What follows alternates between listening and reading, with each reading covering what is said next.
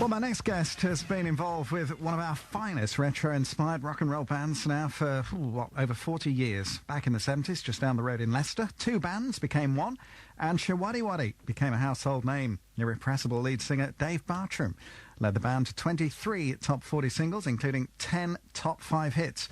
But he's now, would you believe, becoming an accomplished writer. His latest book, The Boys of Summer, charts a period in the band's life, recalling some of the more colourful venues, let's say, they've played. Well, I'm delighted to say Showaddywaddy are back on the road again with their 40th anniversary tour, including dates here in Lincolnshire. Well, after handing over his vocal duties, Dave now manages the band's affairs. Yes, wearing the managerial hat, but oddly enough, I've worn that hat since 1984, would you believe? Really? As long as that now? Yeah. Do you miss the cut and thrust of being on stage out there up front? I certainly don't miss the travelling. I miss some of the adulation. But no, I'm the kind of guy that once the decision is made, you move on, and I've sort of started a new vocation as a writer, and I'm really enjoying that. It's really fired me up again, and I just feel creative with words these days rather than tunes. We'll talk about the book in a minute. Yeah. Boys of Summer. You mentioned you missed the adulation, and I'm sure there was a lot of that, wasn't there? Right in the height of it all, in those heady days of Showaddywaddy. Well, I think that's what keeps you going. I'm sure that's why the band has been together now for 40 years. We always were, and I suppose the band always will be, essentially a live band. And getting out there and taking it to people that want to have a great night out, that was what we were all about. And the fact that we went on to have sort of 20-odd top 40 hits and all the hit albums that we had, I mean, that was just unbelievable. The icing on the cake, just wonderful times in a 38-year career. I could never have thought that was going to happen in my wildest dreams when we first started out. Talked to Rod and Paul back in the autumn about the band. They were coming up to Grimsby to do a gig, and they said they were just never off the road. No, I've got them busy.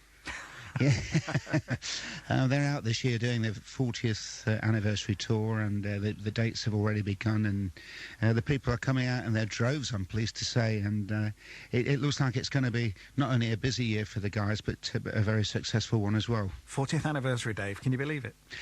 No, looking back to 1974 when we had our first hit, I could never have dreamed that the band would still be going in 2013. But there we are. That's just the love of rock and roll, I think, that's kept that together. I remember seeing you at Bailey's in Leicester, and the demand for tour. Oh, you're showing your age now. Well, I know, but there we are. It's only our secret, isn't it? But the lineup and the bands. Let's just go back and rewind a little bit there, because it was two bands that became one, wasn't it? It was indeed, yeah. The band I was fronting were called Choice, spelt with an S, and we did a regular pub gig on the outskirts of Leicester, and some friends of ours called the Golden Hammers, another band, would come along, and the odd time they'd sort of play support, but then it would wind up at the end of the night with all 8 of us joining together and doing a bit of rock and roll, but the reception we were getting from the audiences suggested that there was something a little more than just two bands amalgamating. There was just something, a chemistry. But what was that secret, that chemistry, do you think? Because it was all recycled. Well, some of it was recycled. You had your own hits as well, Rock and Roll Lady and others as well. But we'd heard all these songs before, hadn't we? How did you decide what spin to put on them? Well, we didn't really decide to any kind of spin. We just went into the studio and recorded these songs, and with our own sort of unique blend of harmonies and stuff, created a sound of our own that people just seemed to react to and enjoy, and it put a smile on people's faces. And I think that's why the band has been around so long. We live in difficult times, but Showaddywaddy has always been a recession-friendly band. It puts a smile on people's faces. And you were always warmly welcomed in Leicester, weren't you? Because that was your roots, of course. Incredibly so, yeah. The majority of us are Leicester lads, and always coming back to their hometown was very, very special. And the boys are actually playing Leicester in November of this year, I shall go along, whether or not I don my drape. That's really. I don't know. Would you be tempted to get up on stage and join in again? I've always said it would have to be purely spontaneous, but I think the thrill of running out before a hometown audience may be too much to resist. How different is the real Dave Bartram, Dave, from the one we'd see up front on stage?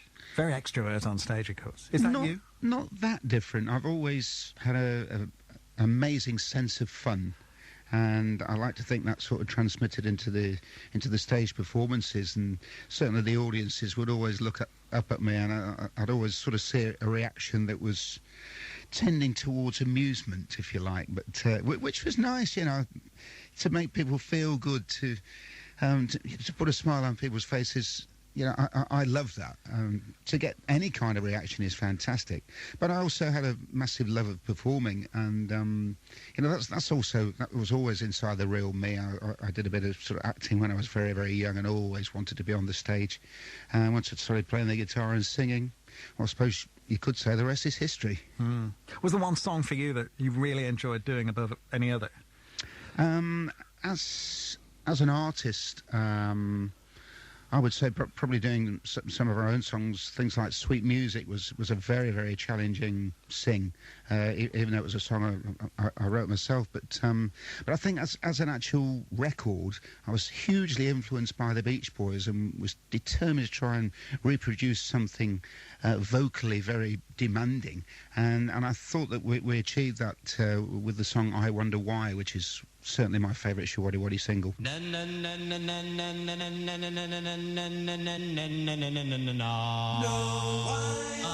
love you like I do. No, I do. Don't know why I love you. Don't know why I care. I just want your love to share.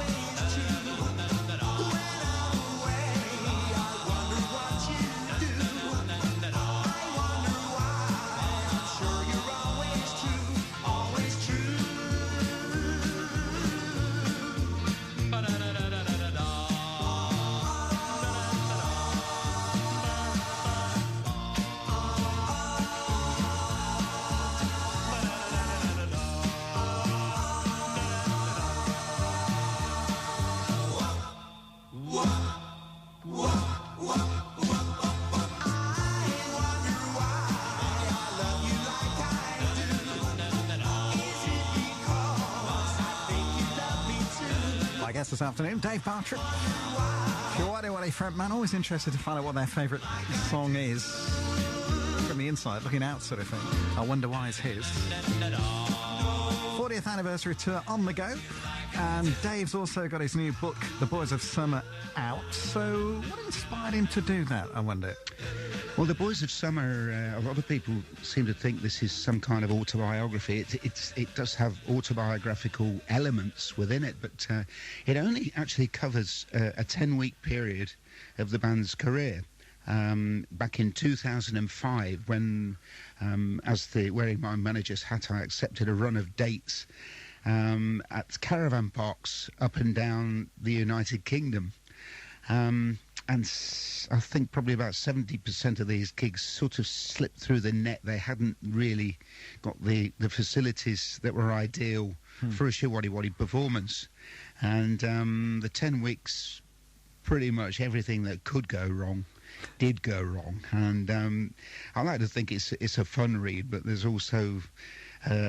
it's tinged with tragedy, shall we say, and it's very enlightening as to the unglamorous side of rock and roll and how tough life on the road can actually be. What sort of things would go wrong then? Well, our accommodation was thrown in, which made the package even more sort of attractive from a financial point of view. But some of the caravans that we were asked to sleep in were squalid. I actually tried to escape one night. There were summer gigs, and I had to escape out of one of the caravans one night and was sat in a deck chair that was falling to bits. And I was sat back with my iPod on, and as one song finished. I could hear a rustling, and I looked underneath the caravan, and there was a bin bag, a black bin liner that had been broken into, and 20 rats. Oh no! Yeah, making mischief underneath the caravan.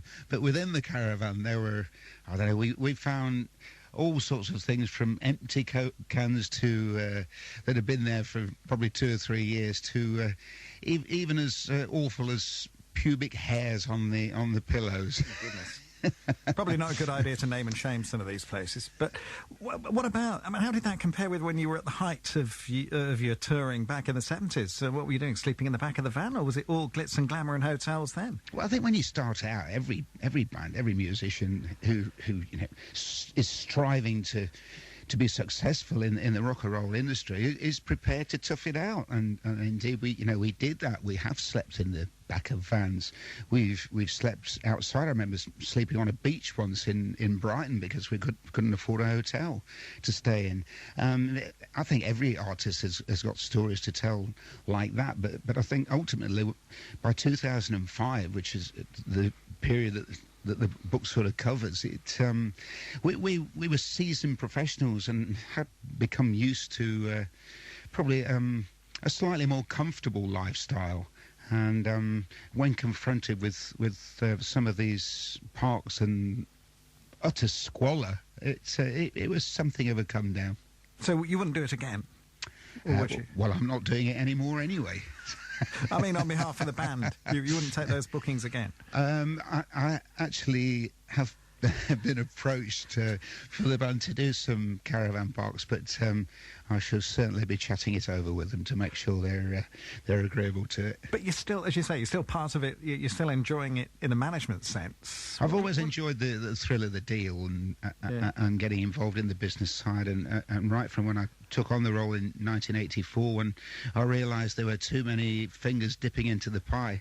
I've loved that, and I still very much enjoy the business side of things and keeping an eye on stuff. And what about your audiences, your fans now, Dave? What are you seeing when you look out? You mentioned earlier about looking out back in the 70s, looking out at your fans and the audience. What are you seeing now, even though you're in a backseat role? Well, yeah, I suppose you could call it a middle-aged spread. There are a number of fans who... I've been supporting the band and following the band for donkey's years, and there's still a few kids who come along to gigs who just love rock and roll, and then there are people that just like to go out for a damn good night out, and that is really the philosophy.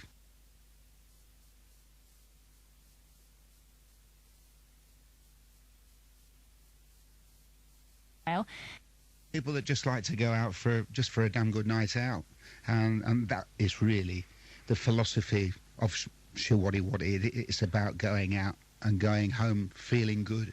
Tell us about the lineup now. Romeo's still in there, isn't he? Romeo and Rod are the sole surviving original members, and there are 4 other talented musicians that make up the band. And I've seen quite a few gigs, and obviously I was also involved in the rehearsals when we were putting the new band together, and they're great.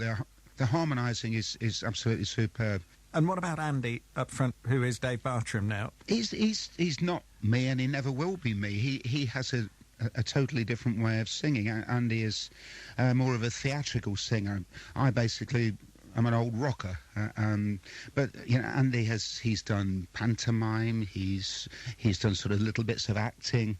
He played Roy Orbison in a touring musical. He has a much more pure voice than I ever had. I always just used to rip my guts out and try and concentrate more on the performance side. But he's a damn good performer. You're coming to Scunthorpe soon. Yeah, sunny Scunny. Yeah, it's there on the horizon. Are you staying in the caravan there? Or? Well, I won't be. I'm not sure what accommodation we'll fix up for the lads yet, but hopefully it won't be rat infested. What about the show? What can we look forward to, Dave? Well, an evening of rock and roll, really. From when the boys go on stage at around 7:30, they'll come off dripping with sweat at 10:30, and they'll be around 2 hours of solid rock and roll with all the Showaddywaddy hits in there. Just as always. And the book, The Boys of Summer, when's it out? How much is it? Where can we get it from? The Boys of Summer is out now. It came out on February the 1st. It's either available directly from my publishers, who are Phantom Publishing, spelt with an F, F-A-N-T-O-M, which is www.phantomfilms.co.uk, or you can go to Amazon or into Waterstones or any good bookshop, and if they got it on the racks, all well and good. But and I'll also be out to quite a few bookshops doing signings in the coming weeks as well. So oh, wonderful! So look out for it. Yeah. What about Dave Bartram, the future? Well, I'm very close to completing my second book, which covers the 40 years of Showaddywaddy, basically, and there's a lot of very, very funny stories in there, and a lot of name dropping as well, of characters from Bing Crosby through to Paul McCartney, and even the Reverend Ian Paisley's in there at one point. So really, there's a few good stories in there as well. But that's quite a way off. As you know, I'm still concentrating, obviously, very much on the Boys of Summer as we speak. Oh, wonderful! Love talking to him as well. Showaddywaddy's Dave Bartram used to be up there up front on the stage, didn't he? And now he's backseat role, but equally a key figure in the whole setup of Showaddywaddy, managing the band's affairs. Watch out for his book, The Boys of Summer. That's out, and also watch out for dates primarily in Scunthorpe later on this year. Showaddywaddy on tour.